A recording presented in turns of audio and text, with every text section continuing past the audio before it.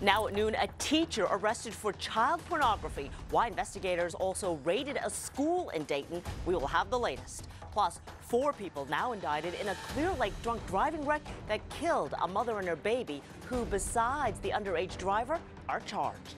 And President Trump pushing National Guardsmen to our border for a war on crime. Not the first time this has happened. Will it help? A Dayton teacher is sitting in jail right now, charged with child pornography.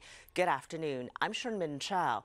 The National Center for Missing and Exploited Children tipped off local authorities in this case. Janelle Fort joining us now from Dr. E.R. Richter Elementary School in Dayton, where the suspect worked. Yeah, that suspect, Josh Jenica, has been the school music teacher here for about a year. Yesterday, investigators carried out a search warrant at his home. They say they found hundreds of photos and videos of children being sexually exploited. Investigators also had to come here to the school, and they took his work computer to see if there's any more. Now, this is him on your screen. He lives in Humboldt but works here at Dayton ISD. Harris County Precinct 4 Constable Mark Herman says on top of being a teacher, the 31-year-old was also involved as a leader in Boy Scouts of America and a swim instructor. Now, right now, investigators are going through those hundreds of files, trying to see if any of the children in them are local. The constable says they are always on the lookout for predators. We have a system in place. I have investigators that do nothing every day but, watch IP addresses and watch to see who's downloading child pornography. And, so we continue to monitor that and make arrests. Now, parents here will likely find out about those charges today. Jenica is facing 5 counts of possession of child pornography and 1 count of promotion of child pornography. And investigators say they anticipate more charges being filed. Standing for Houston, Janelle Fort, KHOU 11 News.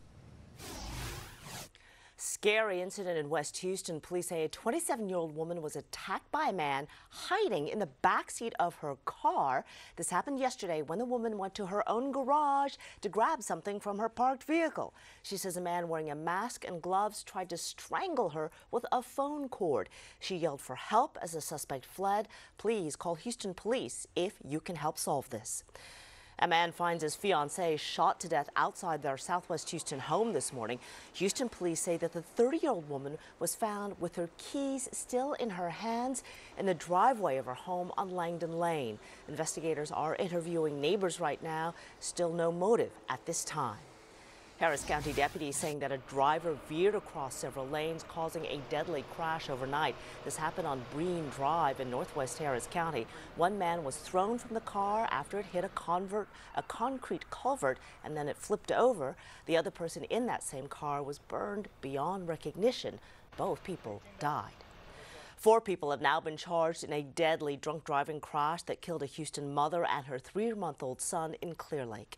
20-year-old Veronica Rivas was indicted by a grand jury this week for 2 counts of intoxication manslaughter and faces up to 40 years in prison. She was the driver involved in the wreck. Now the district attorney's office is charging the bar owner's son and another man for knowingly purchasing and supplying a minor with alcohol. The bartender is charged with criminal negligence, in part for not checking IDs. We're going to take the most serious approach we can to alcohol-related deaths. This is the beginning of HPD and law enforcement and our effort at the district attorney's office to, in seeking real justice for victims of DWI, carnage. A new task force was named today to fight drunk driving accidents in Harris County. A lot of us still have nightmares about last year's hurricane season after Harvey devastated the Texas coast, flooding so much of our area. Many people continue to recover. Well, new information shows that the 2018 season could be busy and above average. Colorado State predicting 7 hurricanes, with 3 expected to become major storms. Brooks Garner joining us now. And of course, we're going to hope that these predictions are wrong. As always. Yeah. But Sherman, even if you have a really slow year, like let's go way back to 1992, it only takes one, and back then that was Hurricane Andrew. It hit South Florida. It was a late season storm. It was the first hurricane, but it hit as a Cat 5.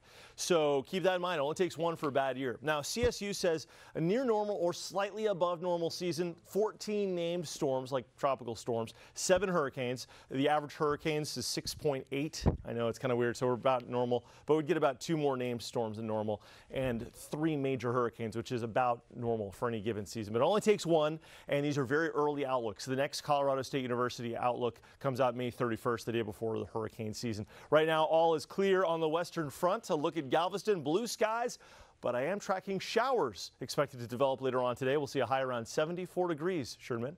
All right, thank you, Brooks.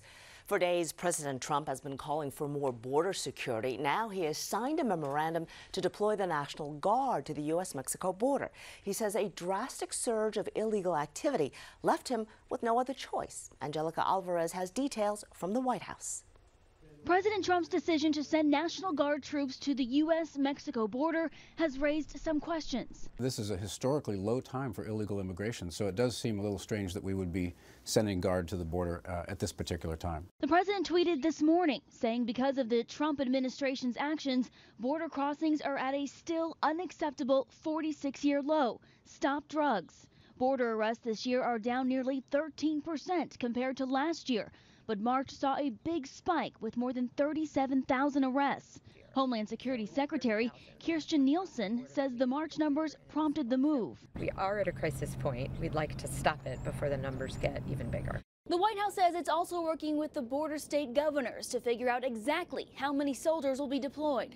We're going to send as many troops as we need to get the mission done. So no numbers. No numbers. Nielsen said the effort would be similar to a 2006 operation when President George W. Bush sent 6,000 troops to assist Border Patrol. In 2010, President Obama also sent National Guard members to the southern border. Once deployed, federal law prohibits U.S. military from acting as law enforcement. They can only act in a support capacity and cannot arrest illegal border crossers. Angelica Alvarez, CBS News, the White House.